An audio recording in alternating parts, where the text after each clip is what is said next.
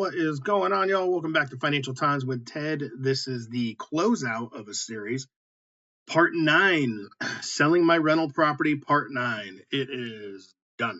Money has been wired, everything squared away. Keys have been handed off. 6 years of sweat equity and renting the place to amazing tenants.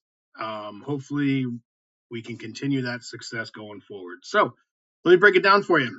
Quick, simple numbers. This isn't going to be a very, very long video. I broke down a little spreadsheet for you. Purchase price, how much we put in for rehab, what the rent roll was. Keep in mind, this is not financial advice. These are not 100% accurate figures. This is all from, the majority of it is fairly accurate. It's just, I would have to go back 6 years of documentation to make sure every single penny is accounted for. I'm just giving you rough roundabout figures. So this is pretty accurate, but just keep in mind, they're not 100% accurate numbers. So let me see if I can get some picture-in-picture going. I don't know what's going on. Back to tab. All right, so here it is. This is the breakdown of 6 years of owning a rental property. So in case you ever wondered, like, hey, do I have what it takes to buy a rental property or be a landlord? First and foremost, when we bought this property, my business partner and I, this is something that we did on our own 100%. We never involved a property manager. So this is something that he and I managed on a day-to-day basis. We managed the rehab. We manage the lease signings. We manage the tenant screening, all that. So if you have any questions, post below. Been more than happy to answer any of your questions, but let's get into the numbers for you. So just about 6 years ago, we purchased this property at $161,000, and we put down the standard 20% down payment, $32,000. Our closing costs, it might seem a little bit high, but this is 2 closings. The initial purchase, and then we refinanced about 18 months later when the rates came down. So total closing costs roughly were around $19,500. Our rehab cost total 6 years. So this is from start to finish. When we first bought the property, we did roughly a $4,000 job to where we replaced ceiling fans, a couple of ins and outs here and there, and we did a major tree job in the back that was like $3,200. So it was a big tree job. Lasted about 2 days. We cleared out the entire yard because it was just overgrown and crazy. But with the total rehab, 2 years later, we did a full-on rehab. 3 years later, we did a full-on rehab to the tune of new windows, new doors, new floors, paint, new ceiling fans, painted the outside. And in the meantime, we also had a new AC unit, new water heater put in. So that was right around 20. Total rehab with everything was right around 23,500. So the mortgage expenses, that's your mortgage payment that you're making every month, totaled about 76,500. So that brings our total expenses to roughly $151,500 that we came out of pocket. Closing costs, rehab, the mortgage, paying the small little fees here and there for tenant checks. And then it comes down to the profits. So the rent roll, which is the rent we got over the 6 year period, roughly totaled $135,000. Again, not 100% accurate figures. This is just, from going back in my mind, so I don't have to look at the prior 6 years of leases. But, I averaged everything out as closely as possible. We refinanced once and we pulled out $52,000 in cash. And then when we sold the property this past week, we sold it for a sale price of $300,000. And after everything was said and done, after we paid the real estate commissions, this is gross, so this is not 100%. This is not your net. This is not your take home. So we walked away with $114,700. So with that being said, that's your gross profit. We calculate that we're probably going to owe somewhere to the tune of 12 to 15%. So we're going to say 17%.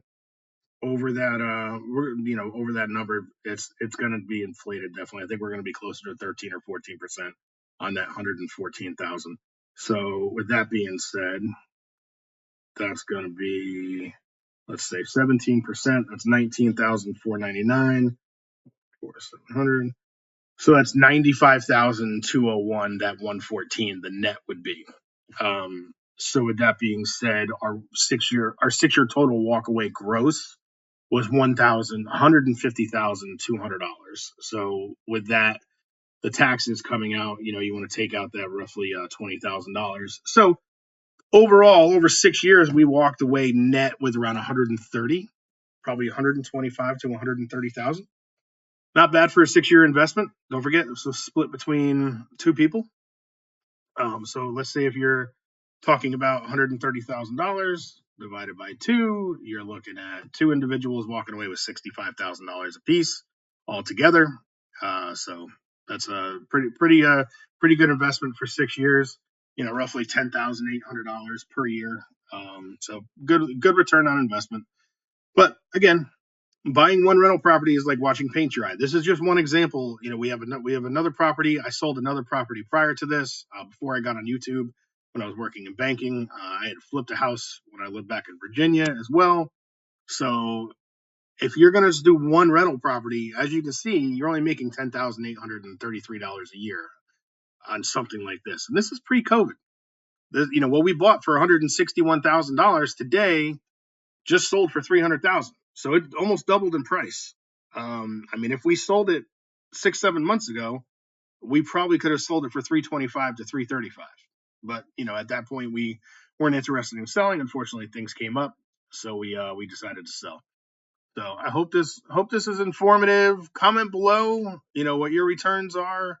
Again, keep in mind, if you own multiple rentals, if you get to the 3, 4, 5 rental properties, you're making 60, 70 grand a year on numbers like this.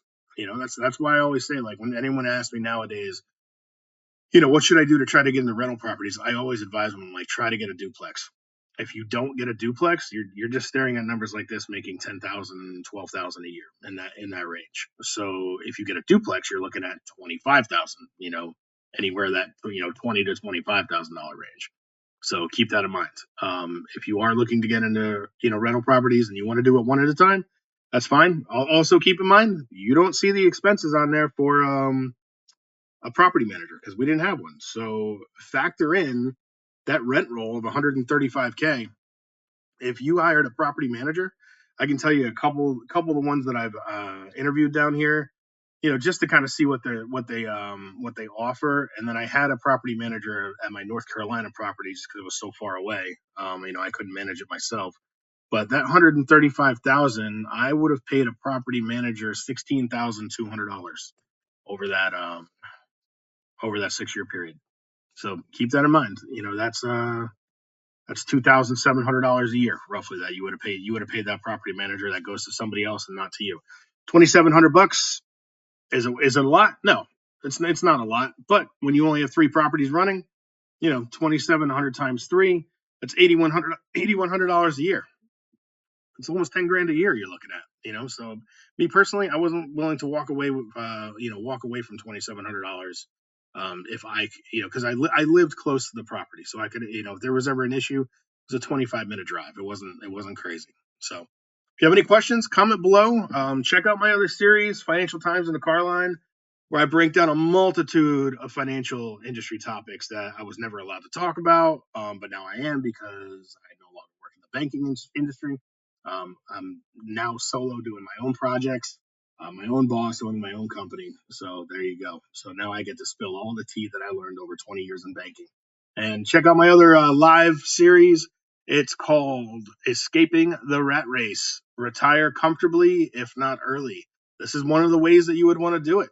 Start to buy real estate now, in your 30s.